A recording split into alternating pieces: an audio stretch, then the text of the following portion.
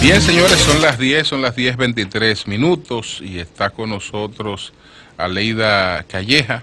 Ella es especialista en políticas públicas y regulación de medios de comunicación y está aquí invitada por la Fundación Friedrich Ebert por las leyes de comunicación que cursan en el Congreso de la República, porque hay varios proyectos, aunque hubo una comisión especial que designó el presidente Leonel Fernández para ese tema, de la que formaba parte o la encabezaba don Rafael Molina Morillo, fenecido. Sí.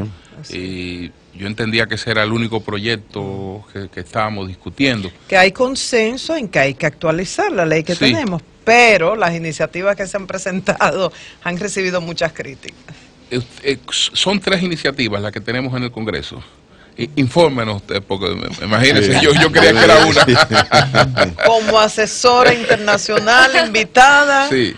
No, bueno, digamos, hay algunas, me parece que la más reciente es esta, que si no mal recuerdo, la firma el congresista Elpidio, ¿no? Elpidio Báez, el periodista. Hay otras que tienen que ver más con los temas del Colegio de Periodistas, en fin.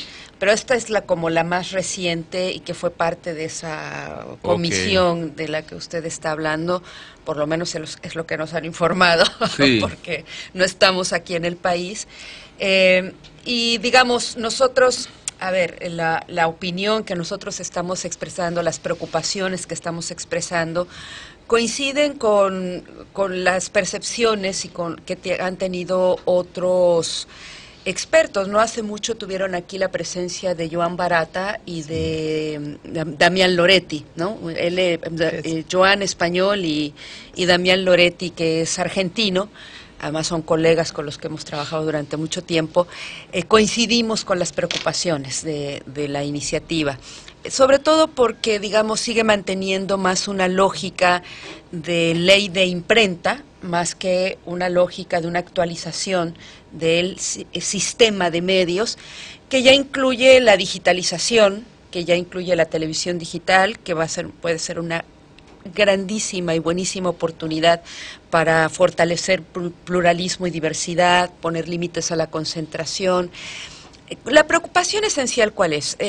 Digamos, la más puntual, tiene que ver con que se sigue manteniendo la vía penal para lo que le llaman los delitos de opinión, de prensa, ¿no? Sí. Los delitos de opinión, que en realidad la tendencia en la región y en el mundo es que ya no se va por la vía penal, sino es por la vía civil o por la vía administrativa. La vía penal contraria, digamos, los principios, los estándares internacionales de promoción y de protección de la libertad de expresión. Es una legislación que se centra mucho en el contenido, ¿no? En estar diciendo, hace una ponderación mucho más grande del derecho a la intimidad, de la honra, de posibles políticos, funcionarios, que del propio ejercicio de la libertad de expresión, no solamente para periodistas, que indudablemente es su materia prima de trabajo, sino en general la libertad de expresión para toda la población.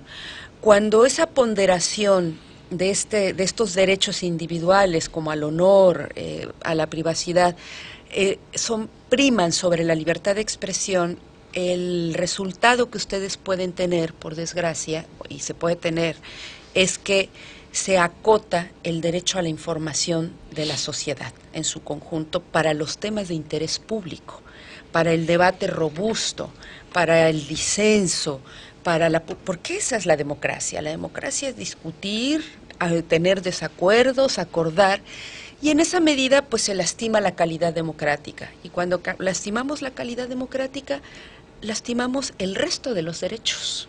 Pero uno la escucha y es casi como para descartar esa iniciativa, y que me excuse Elpidio Báez. O sea, ha destacado.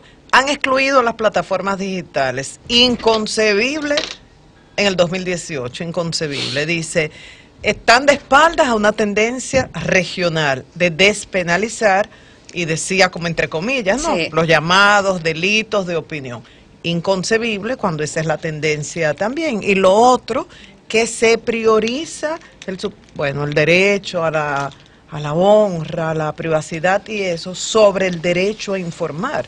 Sí. Entonces, casi como para proteger a funcionarios o a líderes, corre más ese que riesgo. un derecho colectivo. Corre ese riesgo. A ver, porque nos han cuestionado mucho, bueno, pero el derecho a la privacidad, a la honra, es que hay periodistas que hacen acusaciones sin ton ni son.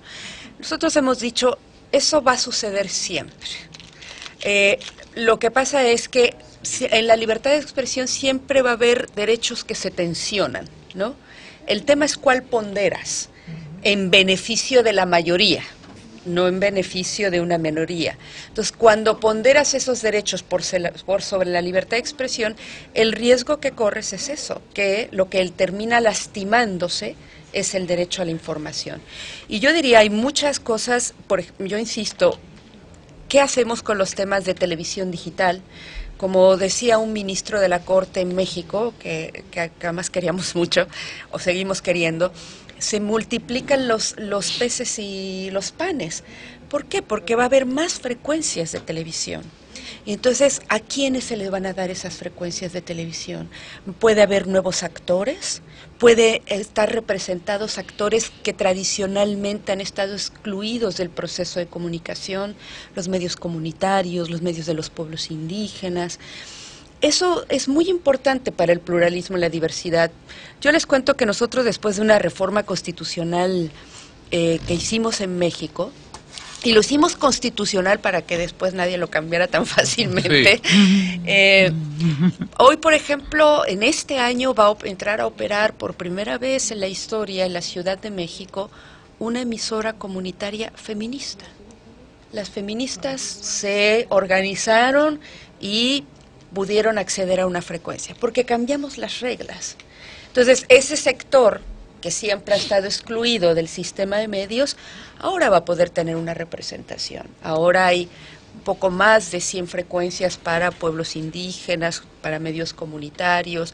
Es decir, como las plataformas se multiplican, la cosa se digitaliza, la cosa se vuelve más compleja. Sí. Cómo tener un organismo independiente que no tenga injerencias indebidas del poder gubernamental en turno o de los regulados, ¿no? Estas nuevas oportunidades están reguladas de manera tal que no queden después en las mismas manos, porque al poner medios en manos de personas que no están en capacidad de manejar esos medios, lo manejan un tiempo y después los traspasan a los sectores tradicionales. ¿Esta ley lo impide? Sí, de hecho no se puede porque son distintas naturalezas. Okay. Una es una concesión privada, hay concesiones privadas, concesiones de uso social sin fines lucrativos para divulgación científica, educación, concesiones comunitarias que tienen un fin específico y concesiones indígenas que tienen un fin específico. Entonces, como son naturalezas distintas, condiciones de operación distintas, no se pueden traspasar, no se pueden... lo que sí sucede en el sector comercial. En el sector comercial es frecuente en la región latinoamericana que se rentan las emisoras, ¿no? Claro. A determinados grupos. ¿Qué nos pasa mucho en América Latina? Que voy a poner un símil, es como estamos cuidando mucho que se embarace, que el niño, que la gestación, que los 9 meses, que si nace o no nace el niño. Y ya que nace el niño, después no nos importa si se droga, si se va, si es vagabundo.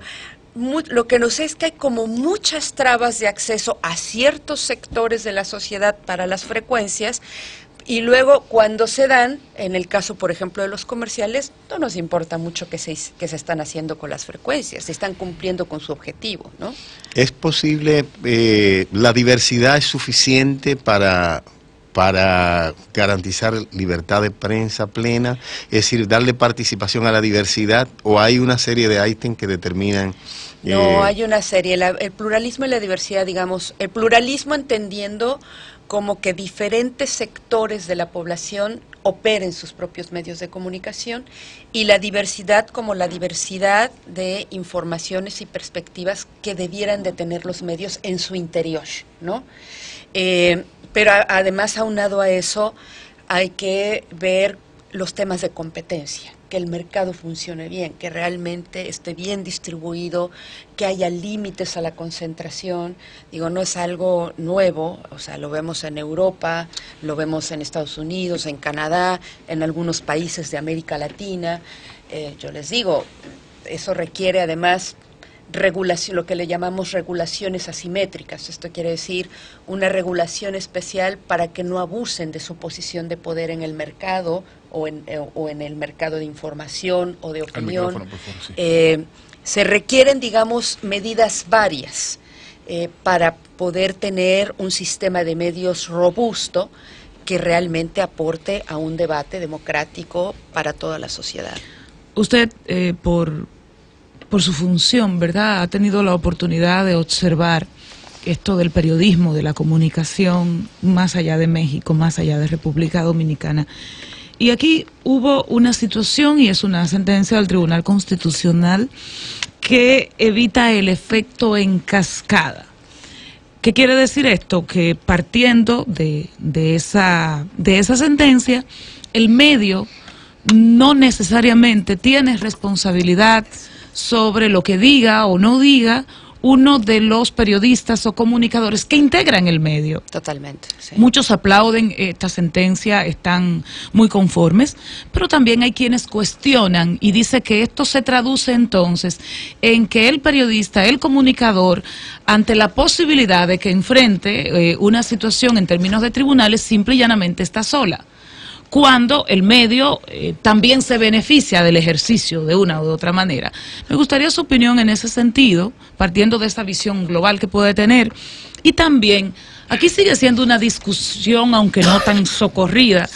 Es importante que para ejercer periodismo, no para opinar ni para ejercer comunicación, que para ejercer periodismo sea necesario la colegiatura obligatoria.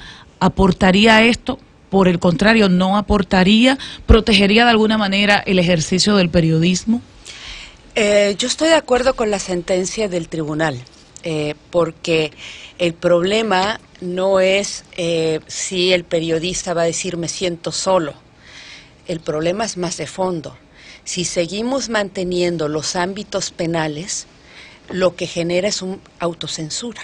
Mejor no lo digo, mejor no lo hago porque voy a enfrentar un Pero se mantiene penal. esa posibilidad para quien opina. En el caso de las vías civiles y las vías administrativas no. Y de hecho los estándares, y se mantienen artículo 11 de los principios de declaración de libertad de expresión de la Comisión Interamericana de Derechos Humanos, lo que plantea precisamente es eso, no puede dársele esa responsabilidad al intermediario. Y lo mismo sucede para las plataformas de Internet.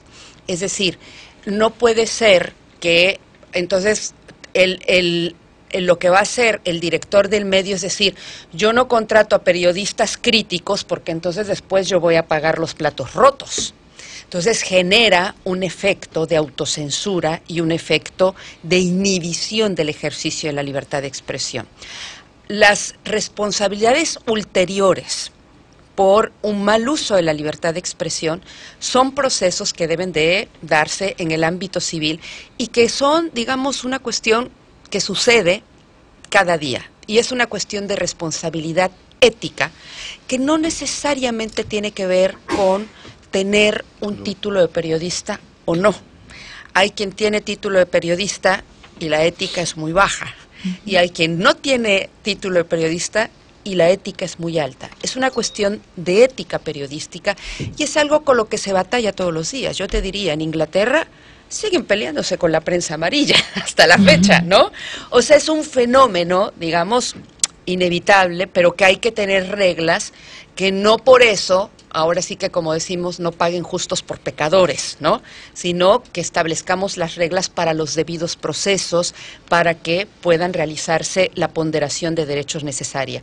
Sobre la colegiación de periodistas, Ya desde 1985, la Corte Interamericana de Derechos Humanos, en la opinión consultiva 585, y lo ratifica la Naciones Unidas, la colegiación de periodistas es incompatible con el ejercicio libre de la libertad de expresión.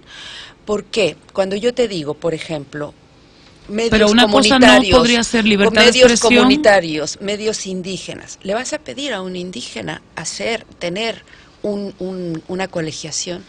Si se supone que la libertad de expresión es un derecho universal, que es un derecho individual, ¿le vas a poner una sí, colegiación? Pero en el caso de aquí, disculpe, cuando se habla, quienes plantean la colegiatura obligatoria, no es para el periodismo en su conjunto, es básicamente la colegiatura para quienes son periodistas y quienes, por ejemplo, una manera de iniciarse en el periodismo está muy vinculada al reporterismo. O sea que para ejercer ciertas labores, si sea necesario, que tengas el título de periodista y que la colegiatura sea obligatoria. En el país eso no es hasta ahora. Te voy a decir, existen muchísimos casos incluso de gente, abogados, de ingenieros, de otro tipo de profesiones que terminan siendo excelentes periodistas. De los mejores periodistas que nosotros hemos tenido y en otros países se han tenido, no son necesariamente periodistas. Es decir, la colegiación de periodistas aquí en Europa, es decir, en el continente americano, en el continente europeo, es contrario a... O sea, que no valdría la pena estudiar periodismo. De repente soy médica y ejerzo periodismo por ahí. No se contradice, no es excluyente. ¿Cuáles serían las recomendaciones? Bueno, está bien. No, a las recomendaciones. No, porque le iba a pedir unas recomendaciones finales a ella porque está hace rato conversando con nosotros. Bueno, yo no sabía de lo que estaba hablando. Ah, bueno, pero entonces... pero yo no sabía. Cuando escuché lo que escuché, vine oyendo para acá. Yo creo... Atraído por ese contenido. Yo creo que el que habla en el micrófono por hablar no tiene que ser periodista, cierto. Comunicador, está bien. Pero yo creo que se estudia comunicación para tener la disciplina, la academia de lo que es comunicar. Por eso usted ve a cada rato gente que quieren ser o dicen que son periodistas, ingenieros, médicos, son especialistas en sus áreas. Yo creo en la especialidad. Pero el que debe hablar como comunicador, como periodista, debe tener una formación de academia, de escuela. Porque no es igual un ingeniero que sabe de números, un médico que sabe de medicina, poder distinguir lo que es un género periodístico. Entonces confunde una cosa con la otra y habla disparate y la gente no lo entiende. Yo creo en la especialidad. Ok, vamos a escuchar lo que ella opina de esto ya finalmente, entonces. No, yo quisiera seguir discutiendo eso. No, seguro. Siempre estos temas son polémicos, apasionantes, sin duda.